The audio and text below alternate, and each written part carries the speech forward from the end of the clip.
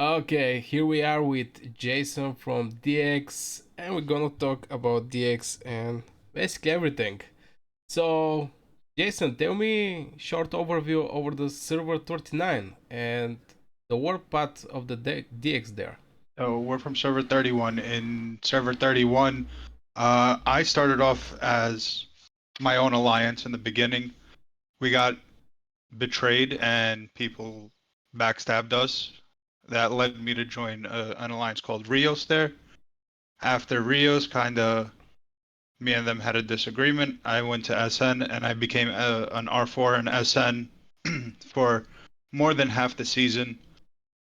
Uh, we had more of a Farmville, to be honest, than a Warpath in Server 31, because when our final zone opened, we thought the war was gonna last like 2, 3 weeks, and we got ready for it. I planned for all the wars, had all our strategies, build plans, and all that, and within 48 hours, our enemy kind of fell apart, stopped fighting, disbanded, and started joining us. Yeah, normal So far, power transfer, I guess.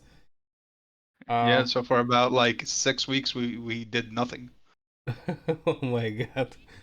But so there is a different name of the DX in the server 39. So the DX name come from in this season or?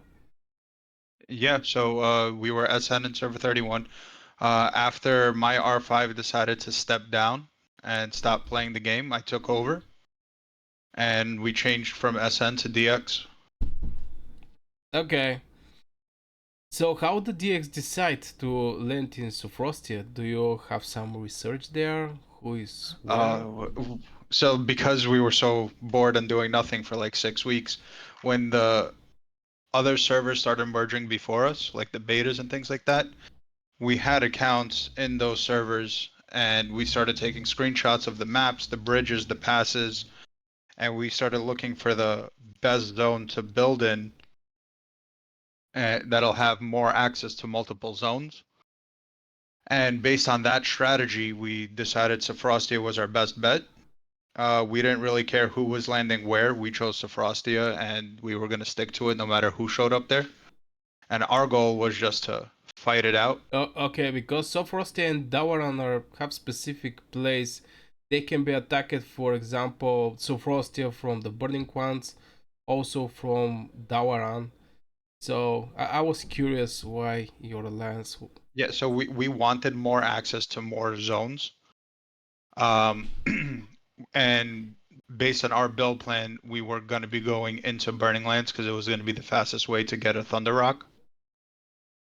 But we just wanted more access for late game, like right now, to spread out our flags and be able to conquer more zones, like how we're doing now, how we're in Navola, how we're in Lorcan, and we have access to pretty much the whole map because of our initial choice to start off in Sofrostia. Okay, great. So after the gates open, there was a first fight, I guess, from against big alliances normally. And how was the war with Jedi go from your point of view? Is there something you may want to improve if you can go back in the time? Oh, so the war with Jedi was actually our most fun war. We were fighting nonstop for I think it was like a week to 2 weeks. Um, what I would improve is okay. What I would improve most is we kind of went really, really hard in the first few days, in the first 4 or 5 days, and we took a big lead in the first 5 days. But that also weakened our troops. What Jedi did was they kind of held back their main forces, and we were fighting multiples of their sub alliances in the beginning. And then their main alliance started coming in during our downtime because we're mostly a North American alliance. So our downtime is during the European player hours. And they started sending in their big whales during those hours, and that's what really weakened us over there. So what I would do and change is kind of spread out our battles and make it more of a marathon and not a race. So we don't send all our forces in right away for the first few days and then tire ourselves out and have low troop counts and things like that for the big battles to come. Mm-hmm. Okay, but and what is the strong sides and the weak sides for of Jedi? What do you think? Strong side, they have a lot of numbers, man. There's a lot of Jedi players. There's always been a lot of Jedi players. Uh, Also, their strong side is they have a lot of players who are really high in power. For example, Northern Southern Lights. They have Flesh Gordon, just a bunch of T5s, which us and Jedi during our war were pretty evenly matched with the T5s. The difference was that my T5s only just hit T5. Their T5s were already like 70 mil and higher and already had a high troop count. Uh, I don't see a weakness really in Jedi. They're my partners now, and they're good partners, and we do good together. We cover each other's flaws, which is our downtimes, right? So because we're a North American alliance, during the EU player hours, which is in the middle of the night for us, they're online. During their downtime, we're online. Yeah, that's basically covering. They also have strong Asian power. Northern and Southern lines. This is mostly Asian players. MB.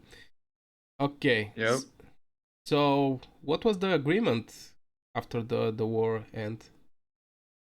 So between me and Jedi, we agreed Yes. that we would be partners moving forward.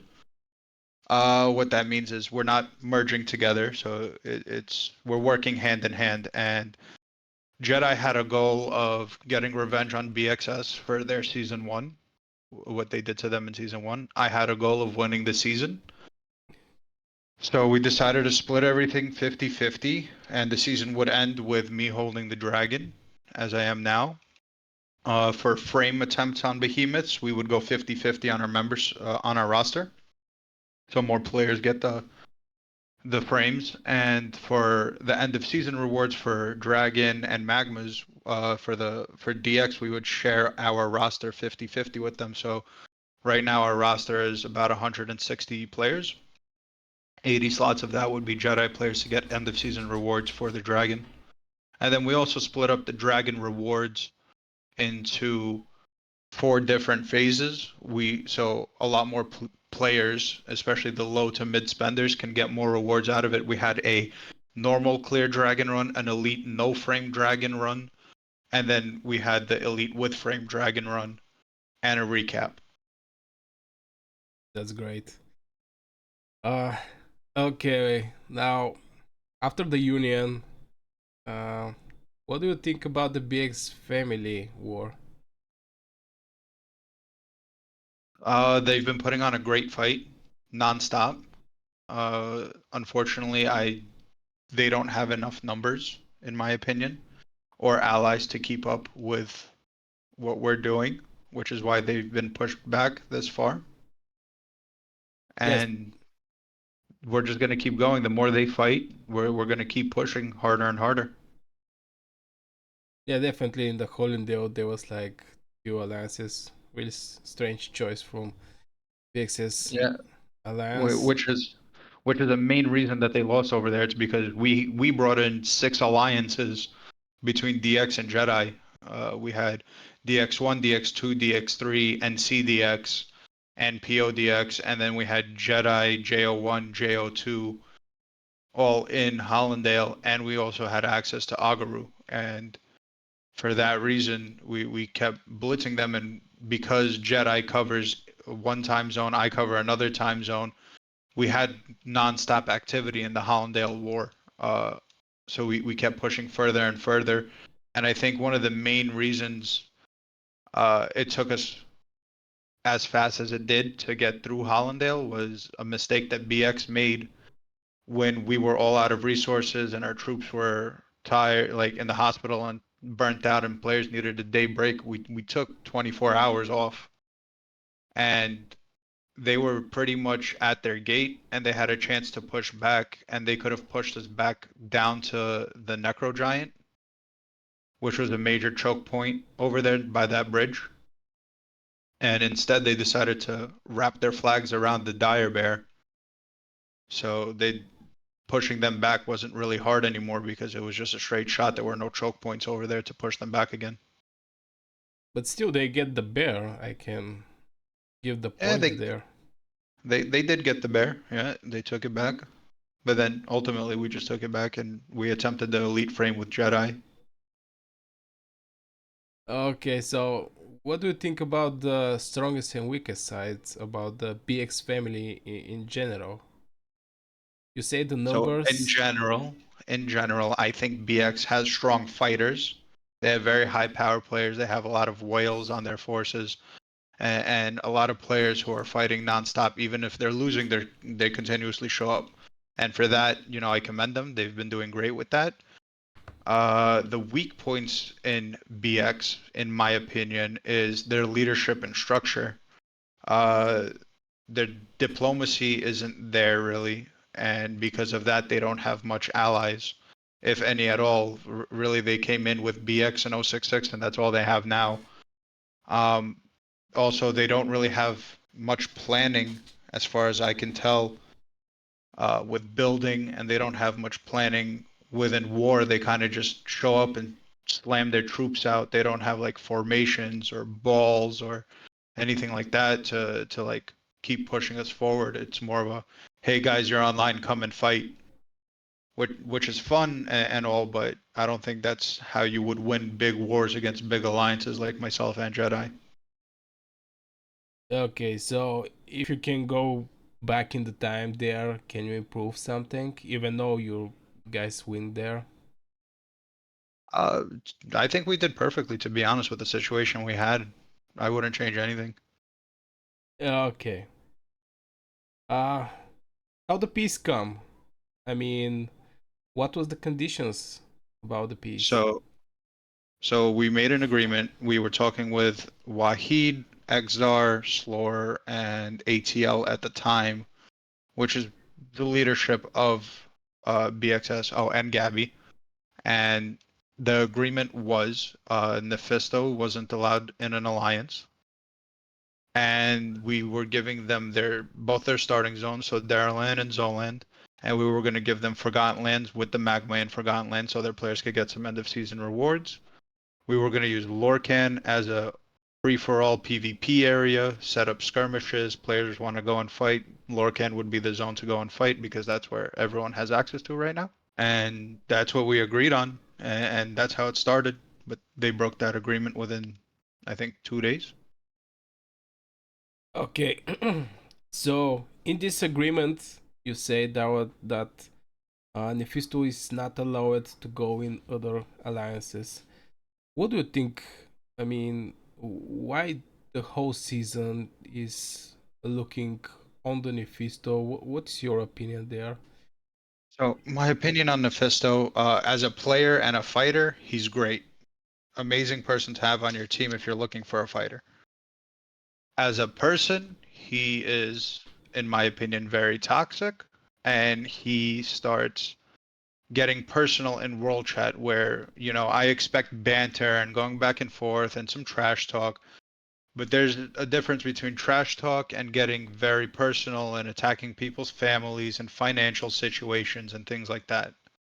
And he doesn't have like a line in on that. He goes after anyone and everyone as personally as he can and keeps stirring up drama that's unnecessary in a game that we all come to play and relax and have fun in and not get personal. We're here to make friends and grow and experience the fighting, not just be attacked because someone has a higher power account than someone else. Okay. So, how the war start again with the BXs? I hear different versions for Jedi and for the BX. I mean, I want to hear your version. How the war again start? I mean, there was a peace. So, in my opinion, when we said peace, again, this is partially our fault because we should have been more specific. But when we said peace, we assumed it meant peace.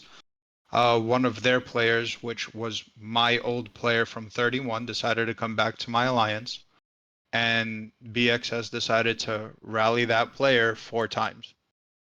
I went into the group chat and I said, "Hey guys, when we said peace, that meant no rally hitting, no rally, city hitting, or flag burning, and that was specifically stated in the agreement." And they said that because their base was in their zone of their land, they assumed they could do what they want. And because of that, I pulled out of the peace agreement first because they rallied a player. I gave them an option to just apologize, send the player some resources so they could train back up. They refused to do that and stood on the ground of because it was in their land, they had full discretion of it. So because they wouldn't apologize, they wouldn't just send some resources. I said, "All right, guys, I'm sorry, but DX is going to be backing out of it." And then they continued to build flags into Lorcan, which they weren't allowed to do. And then they eventually took Nephisto back into Order 66 and tried using it as a loophole, saying that Order 66 isn't a BX alliance. They're not family. They're just a partner, just like Jedi is, and that BX can't control Order 66. And at that point is when Jedi also withdrew from the peace agreement and we started war again.